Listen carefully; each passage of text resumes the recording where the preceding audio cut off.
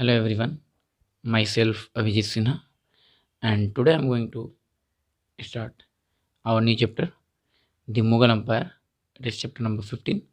In this chapter, we will read about all the Mughal rulers and also some inefficient rulers like Bahadur Shah Jafar II and some important and famous Mughal rulers like Babur to Aurangzeb. Okay, so let's start the topic. Babur attacked India in early 16th century.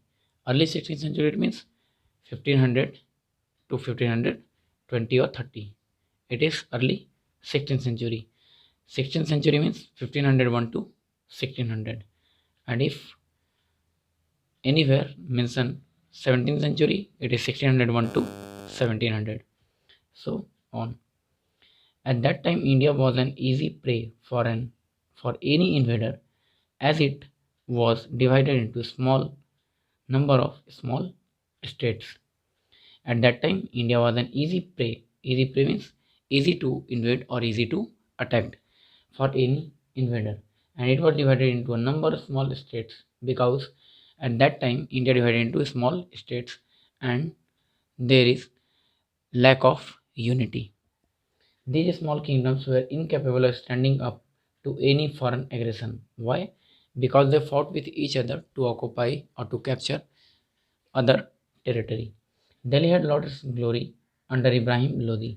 Delhi जो था वो अपना glory खो चुका था, अपना importance जो था वो उसका लूज हो चुका था इब्राहिम लोदी के टाइम में. His personal official opposed him and invited Babur to invade India. Ibrahim Lodi का जो पर्सनल ऑफिशियल था वो खुद उसका अपोज कर रहा था और उसने बाबर को इनवाइट किया इंडिया में इन्वेट करने के लिए. Next is the situation in Punjab, Gujarat, Bengal, Malwa, Rajputana, Kashmir etc was quite bad. सबसे ज़्यादा बुरा कंडीशन, बुरा स्थिति कहाँ का था? Punjab, Gujarat, Bengal, Malwa, Rajputana and Kashmir. Let's see the map. Kashmir, Bengal, Gujarat and Punjab, ये area. There was widespread lawlessness and disorder. उस समय वहाँ पे एडमिनिस्ट्रेटिव सिस्टम में लॉलेसनेस था. लॉलेसनेस कहने का मतलब लॉलेसनेस था, कानून किसी भी तरह का नहीं था, कोई भी एक एफिशिएंट या फोर्सफुली इन्फोर्स कानून लॉ नहीं बना हुआ था. And also disorder. डिसऑर्डर कहने का मतलब है कि कोई भी किसी के ऑर्डर को फॉलो नहीं करता था या किसी भी तरह का कोई भी कानून व्यवस्था नहीं था. The local ruler were unpopular among the masses.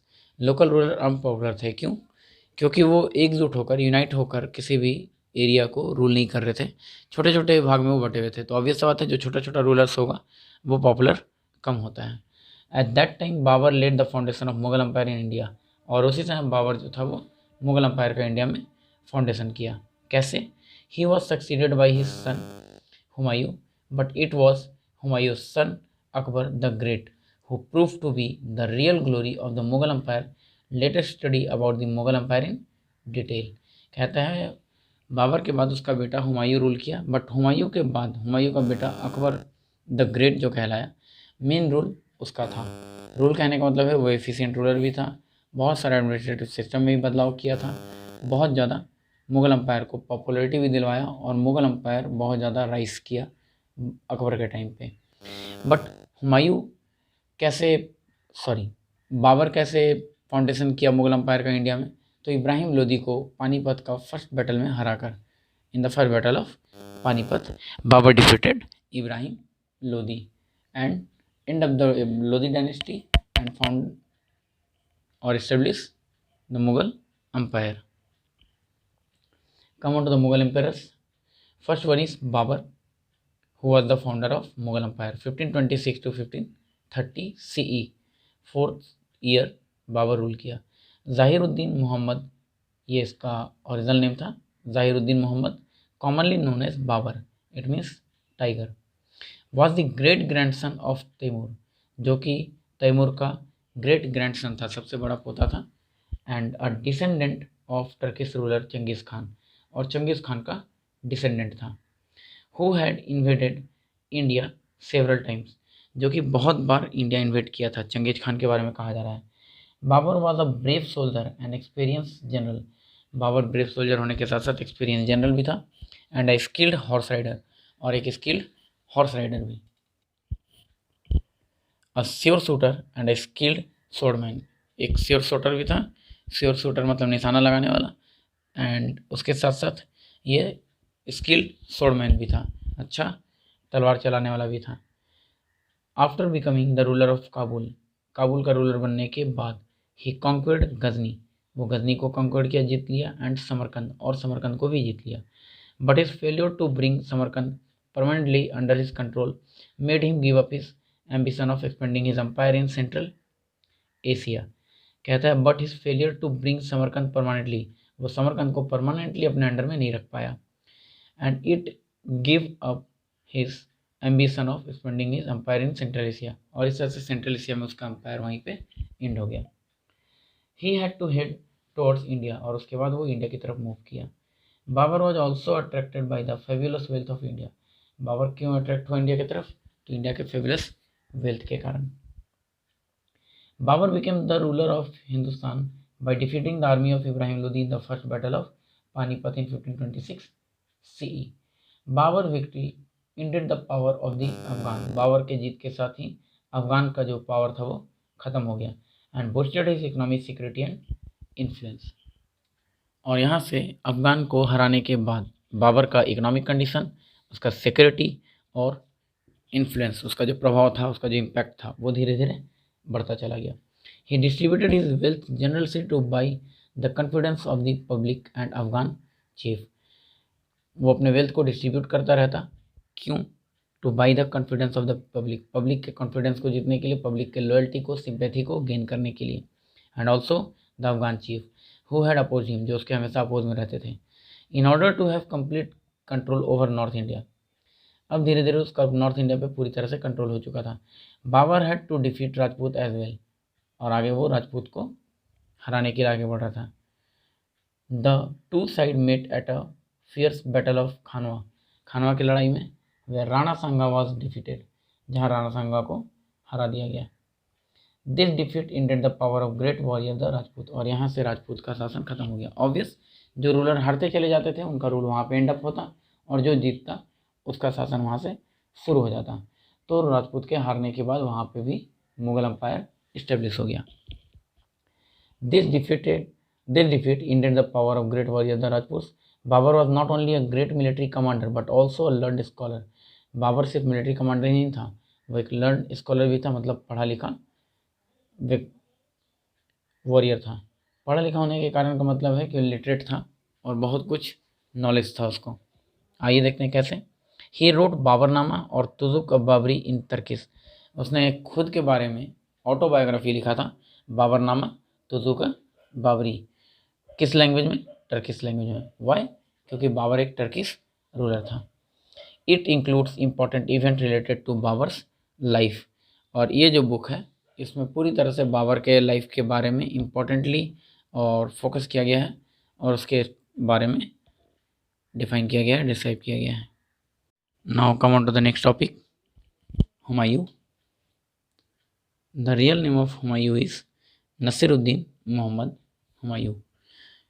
He ruled 1530 to 1540 and next 1555 to 1556. The eldest son of Babur,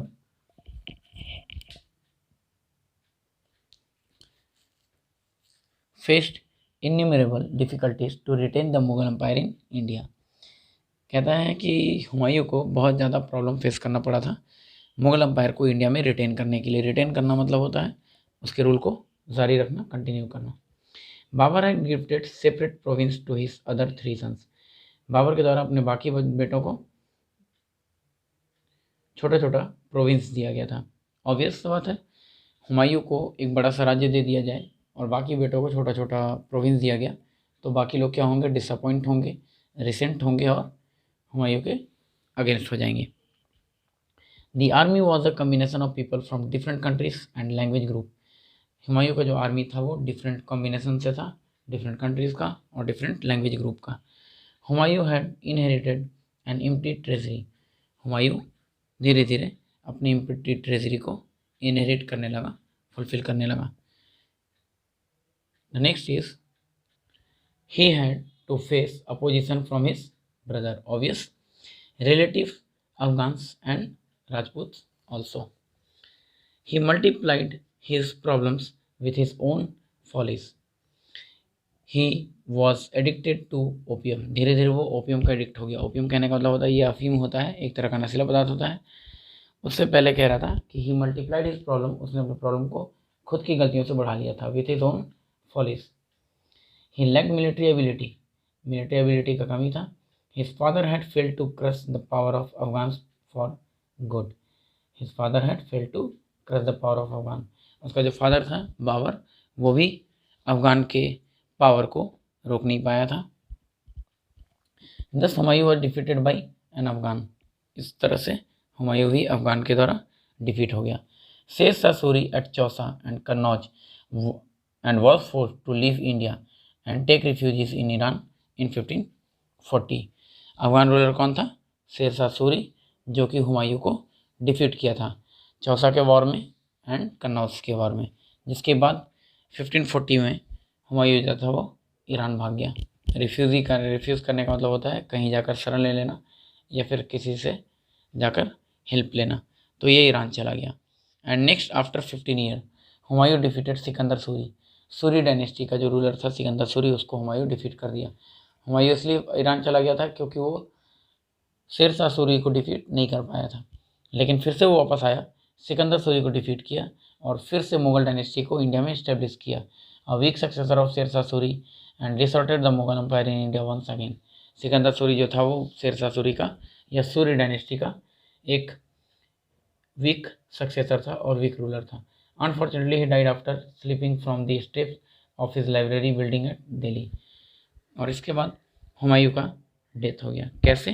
तो अपने लाइब्रेरी से ही सीढ़ी से फिसल कर गिर गया था।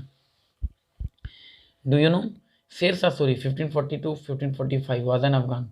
शेर शाह सूरी अफगान रूलर था जो कि 1540 से 1545 तक रूल किया था इंडिया में। He was given the title of शेर खान, जिसको कि शेर खान के टाइटल से डिनोट किया गया था, ऑनर्ड किया गया था, by the ruler of Bihar, Bihar के रूलर के द्वारा। Gradually he brought Bihar and Bengal under his control. धीरे धीरे वो बिहार और बंगाल को अपने कंट्रोल में ले लिया। And defeated Humayun at Chausa, और उसके बाद वो हुमायूं को चौसा के युद्ध में 1540 में हरा दिया। ही took the title of Sher Shah, और उसके बाद वहाँ से उसको शेर शाह का टाइटल मिला। पहले तो शेर खान का टाइटल और अब शेर शाह का।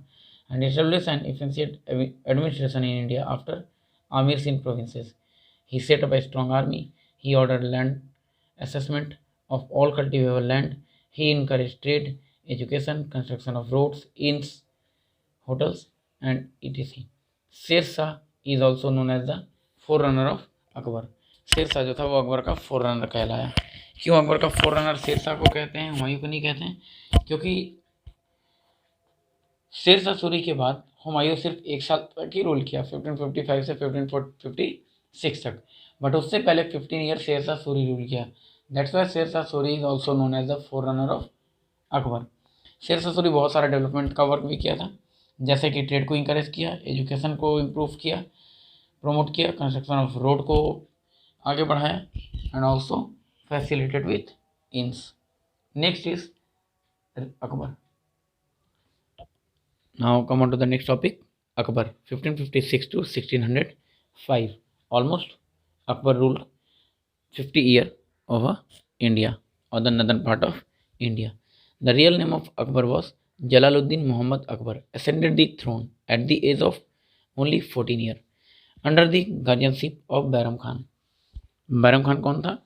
तो अकबर का गार्जियन। गार्जियन कहने का मतलब क्या, इसको चीफ मिनिस्टर भी कह सकते हैं। बैरम खान जो था वो अकबर का चीफ मिनिस्टर था। The position of Mughal was not very strong in India. उस समय मुगल का पोजीशन इंडिया में स्ट्रॉन्ग नहीं था। क्यों? क्योंकि हुमायूं जो था पूरा मुगल अम्पायर को इंडिया में वीक कर चुका था। अपने इनएफिशिएंट रूल के कारण और अपने वीकनेस एंड लेथार्जिकनेस के कारण। Hemu Vikramaditya had defeated the Mughal and captured Agra and Delhi. Hemu Vikramaditya जो था वो मुगल को डिफीट कर चुका था और आगरा और दिल्ली कैप्चर कर चुका था, एनेक्स कर चुका था। In the second battle of Panipat the Mughal under the leadership of Bairam Khan. Second battle of Panipat Akbar के द्वारा रूल किया, लड़ा गया था, फाइट किया गया था, बट किसके लीडरशिप में? बैरम खान के लीडरशिप में। डिफीटेड हेमू इन 1556 और यहाँ से हेमू को 1556 में हराया गया। हेमू को हराने के बाद वहाँ से अकबर का रूल शुरू होता है। Agra and Delhi where taken back and the capital was set up at Agra. Agra और दिल्ली को फिर से मुगल अम्पायर के द्वारा वापस ले लिया गया और जो न्यू कैपिटल था वो आगरा को डिक्लेयर कर दिया गया। This made Bairam Khan enjoy a position of respect and power. ये लड़ाई जीतने के बाद बैरम खान को रिस्पेक्ट और पोजीशन और पावर ये सब कुछ मिल गया। But slowly differences develop between Akbar and Bairam Khan. धीरे धीरे अकबर और बैरम खान के बीच में डिफरेंस होने लगा। क्यों? Due to power and positions. In 1560 Bairam Khan was force to go on a pilgrimage to Mecca. Bairam Khan को फोर्स किया गया 1560 में कि वो मक्का चला जाए, पिलग्रिमेज सेंटर जो कि पूजनीय स्थल है या फिर कह सकते हैं वर्शिप प्लेस है। But was assassinated on the way, लेकिन उसको बीच रास्ते में ही मार दिया गया। ऑब्वियस हो सकता है कि अकबर के द्वारा ही ये किया गया हो। Under the Akbar the Mughal empire stretch from Kashmir in north to Godavari river in the south. North में कश्मीर से लेकर गोदावरी रिवर साउथ तक अकबर का एम्पायर फैला हुआ था, स्ट्रेच था। And from Afghanistan in the west to Bengal in the east. West में अफगानिस्तान से लेकर ईस्ट में बंगाल तक। Akbar also conquered Gondwana, Chittor, Ranthambore, Bengal, Bihar, Kabul, Kashmir, Sindh, Deccan and Gujarat. ये सारे एरिया को अकबर के द्वारा कॉन्क्वर्ड किया जा चुका था, जीता जा चुका था। अकबर सेटअप एन इबादत खाना एट फतेहपुर सीकरी। फतेहपुर सीकरी में अकबर के द्वारा इबादत खाना सेटअप किया गया। क्या था ये इबादत खाना? वे religious discussion were held every Friday evening. हर फ्राइडे को शाम में वहाँ पे रिलीजियस डिस्कशन हुआ करता था, या फिर कह सकते हैं लोग वर्शिप के लिए पहुँचते थे, इबादत करने के लिए। He started Din Ilahi which is divine faith in 1582 by blending the good points of the religions like Hinduism, Christianity, Jainism and other faith। Other religion को वैल्यू प्रोवाइड करने के लिए दीन इलाही शुरू किया गया था, जो कि डिवाइन फेथ कहलाता है 1582 में। And with Islam. Deen Ilahi was not a religious, ये रिलीजियस नहीं था, बट सोशियो रिलीजियस था, सामाजिक धार्मिक था, समाज से जुड़ा हुआ एक धार्मिक व्यवस्था था। Part two bridge the differences among the different community, जो कि डिफरेंस कम्युनिटी के साथ, डिफरेंट ग्रुप के साथ, डिफरेंट रिलीजन के साथ एक ब्रिज सेटअप करने के लिए दीन इलाही का फाउंडेशन किया गया था। In 1605 Akbar pass away, Akbar का डेथ हो गया 1605 में। And he was buried at Sikandra 6 mile from Agra. Agra से 6 माइल दूर सिकंदरा में अकबर को दफना दिया गया। बरीड मतलब होता है दफनाना। Do you know Sikri was named Fatehpur Sikri city of victory after the conquest of Gujarat. Gujarat को जीतने के बाद फतेहपुर सिकरी को सेटअप किया गया, फाउंड किया गया। क्यों? सिटी ऑफ विक्ट्री के नाम से, मतलब गुजरात के विक्ट्री को सेलिब्रेट करने के लिए। सुल ए कुल और यूनिवर्सल पीस। सुल ए कुल एक तरह का यूनिवर्सल पीस था। And harmony was an important part of दीन इलाही, जो कि दीन इलाही का एक इम्पॉर्टेंट पार्ट था, जो कि सोशियो रिलीजियस पाथ हुआ करता था। Now we are going to discuss about the 9 gems of Akbar. Akbar के 9 जेम्स के बारे में, या अकबर के दरबार में जो 9 रत्न थे उनके बारे में पढ़ेंगे।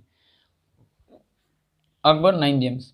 Akbar's court was filled with talented men known as 9 gems और द 9 रत्न।